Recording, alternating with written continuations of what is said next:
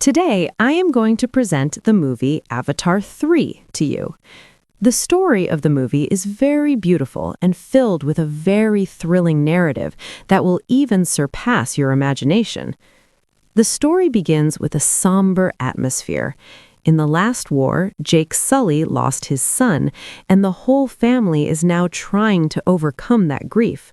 Jake's wife, Neytiri, now hates humans intensely because it was because of them that her child had to give his life.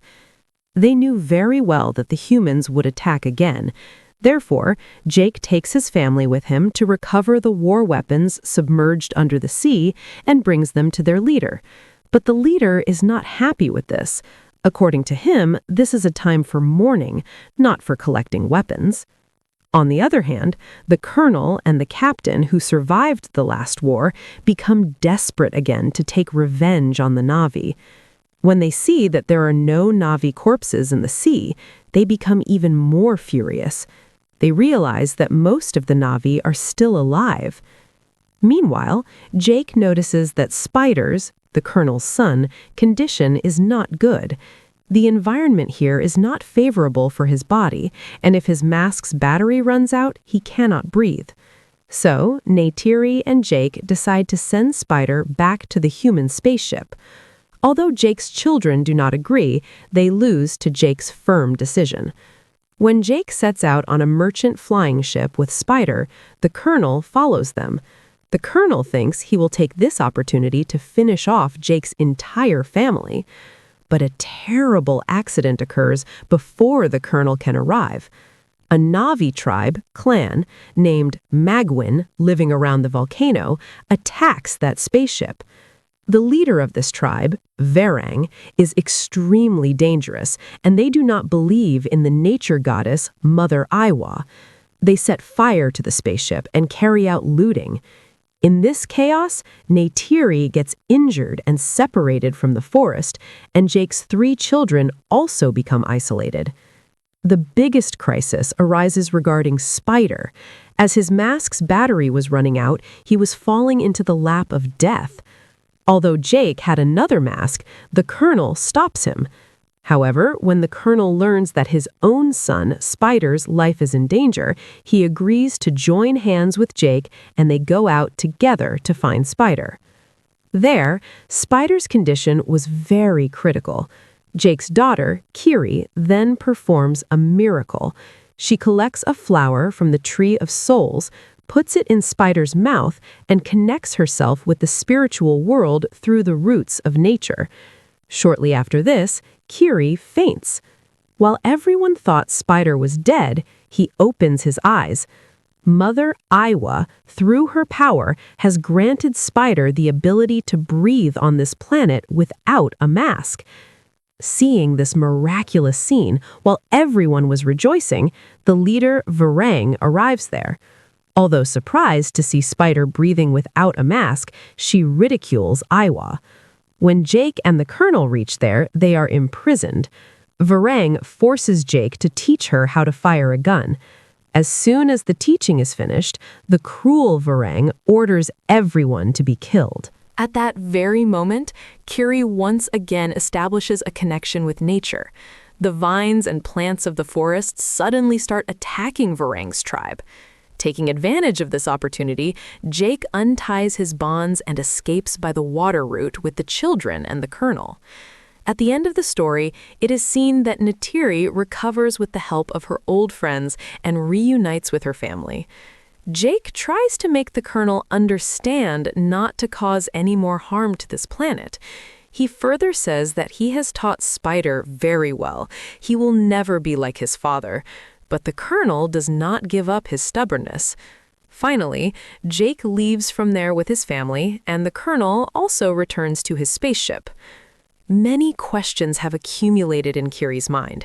How did she give Spider the ability to breathe on this planet without a mask? In search of answers, she tries to connect with the planet's energy once more, but she receives no satisfactory answer. Finally, she goes to her parents to know the whole truth. It is then revealed to her that she is actually the daughter of the distinguished biologist, Dr. Grace. Grace was a very good person. During the last war, when Grace was dying, everyone tried to save her by connecting her with Mother Awa, but by then it was too late. However, by the blessing of Awa, Kiri was born from Grace's womb. Kiri has no biological father. She is a direct child of Mother Awa. Hearing this, Jake hugs her and says, "It doesn't matter to me. You were my daughter and you will always be mine." Meanwhile, Neytiri is immersed in deep anxiety. She fears that if humans learn the news that Spider can breathe without a mask, they will kidnap him. They will want to uncover this mystery at any cost, and once they know it, they will occupy the entire planet, leading to the destruction of all Na'vi races. Out of this fear, Neytiri tells Jake that Spider should be killed. But Jake flatly refuses because he loves Spider like his own son. On the other hand, human oppression continues in the sea.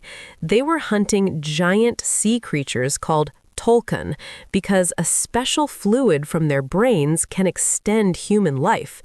The tribe leader then informs them that humans are repeatedly attacking them because of a Tolkien named Payakan. Therefore, they tell Payakan to leave that place. Jake's middle son cannot accept this because Payakan is his friend.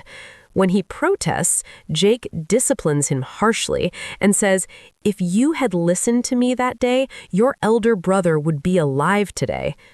Broken by these words, the boy thinks about ending his life, but Kiri comes and makes him understand, giving him the courage to stand united and fight with everyone. Meanwhile, the colonel was frantically searching for his son Spider. Finding him nowhere, he goes again to the leader of the Magwan tribe, Varong, and proposes an alliance by tempting her with modern firearms. Sharing her past, Varong says that once, in their days of danger, Awa did not help them, so now they worship fire.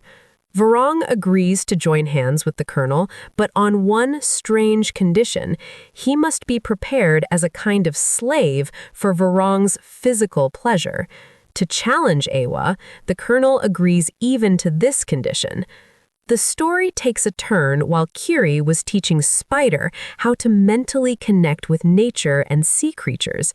It was clear that Kiri likes Spider. At that same time, Jake's son sets out to find Payakan, and the tribe leader's daughter goes with him. Upon hearing the news, Jake wants to go find them, but the tribe leader stops him, saying that protecting the tribe is more important now. Suddenly, the colonel attacks that place and captures Spider. The whole tribe is now in danger. The colonel offers a proposal to Jake. "If you and your wife agree to come with me, I will leave this tribe." Jake counters with a threat, saying that if attacked, they will fight and it will lead to everyone's death. Finally, to save his family and the tribe, Jake decides to go with the colonel alone. The colonel accepts his word, and Jake is taken prisoner and quickly transported to the spaceship, where leader Varong and her people were already present. There, the general arrives and orders everyone to leave, but the colonel does not want to obey.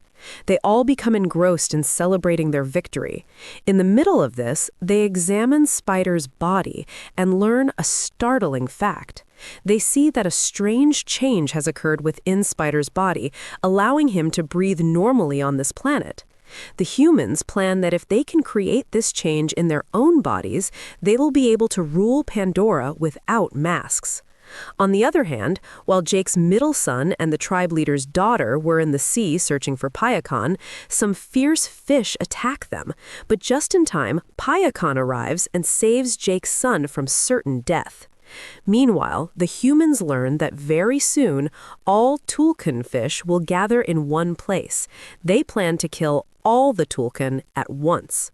However, a noble biologist in that team could not accept this, as he knew it was an extreme injustice against nature. At that very moment, Neytiri enters the spaceship in disguise and holds a knife to leader Varong's throat, demanding to be taken to Jake. But with the arrival of the colonel, Neytiri has to flee, though before leaving, she carries out massive destruction throughout the spaceship. Taking advantage of the opportunity, that biologist frees Jake and warns him that if the Tulkuns cannot be saved, they will be lost from this planet forever. Jake escapes from there and takes shelter behind a tank.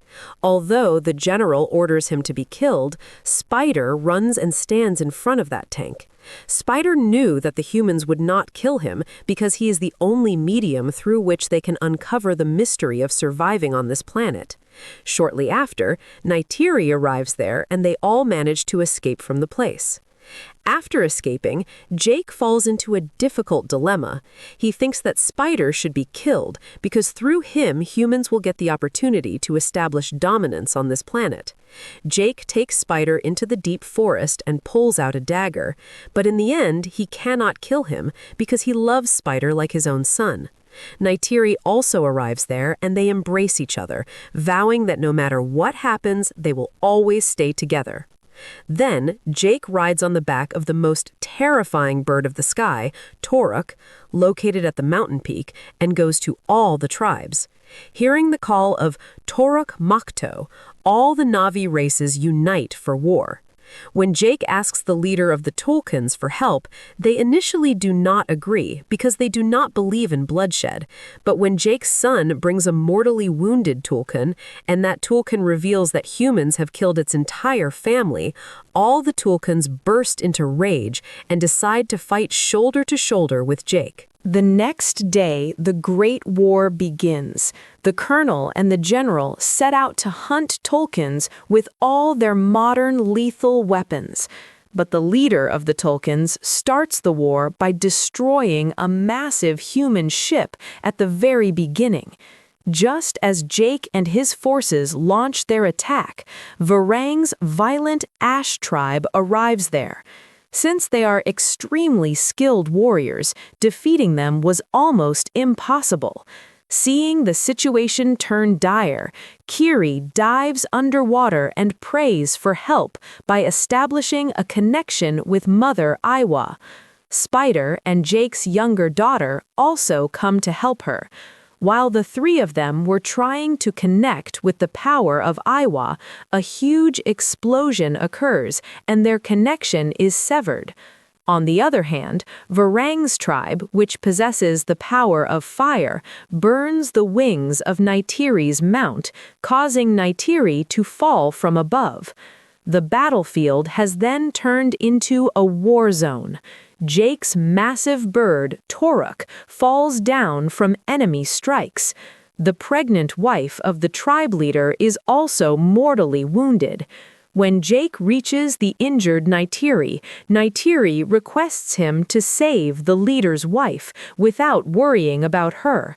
Jake quickly brings her to a safe place, but just moments before death, she gives birth to a newborn baby and breathes her last.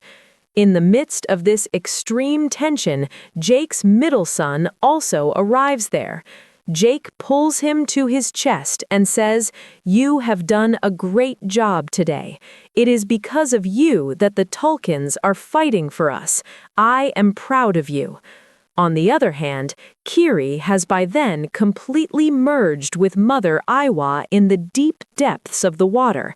At her single gesture, giant sea creatures rise from the depths of the ocean. According to Kiri's command, they pounce on the enemies and devastate everything. Even Jake's Toruk bird comes back to life and, with a flock of birds, delivers a death blow to the humans and the Ash tribe. The general realizes that their defeat in this war is certain. They try to flee the spaceship because the ship's engine had failed. In the climax of the story, it is seen that the colonel and Varang have captured Neytiri, Jake's younger daughter, and that newborn baby. The colonel threatens that if Spider is not handed over to him, he will kill everyone. Spider himself appears before the colonel. Just then, Jake reaches there and attacks Varang's people.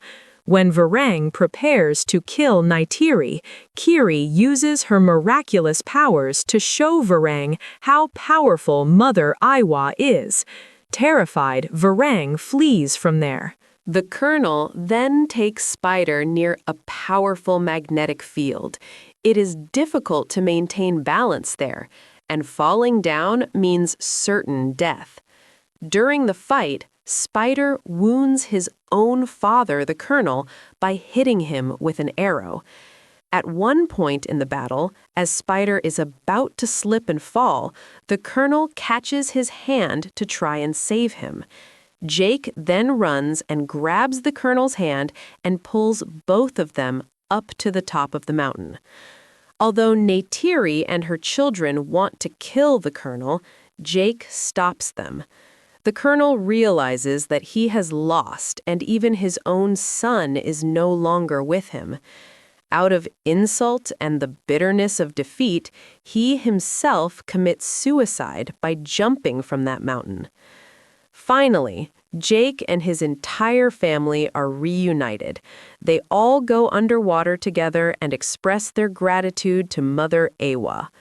Everyone in the tribe has now accepted Payakan as one of their own. At the end of the story, a deep truth emerges. Light always returns. And this is how the story of this magnificent movie ends. If you liked the video, please like and share. And if you are new to our channel, do not forget to subscribe. Thank you.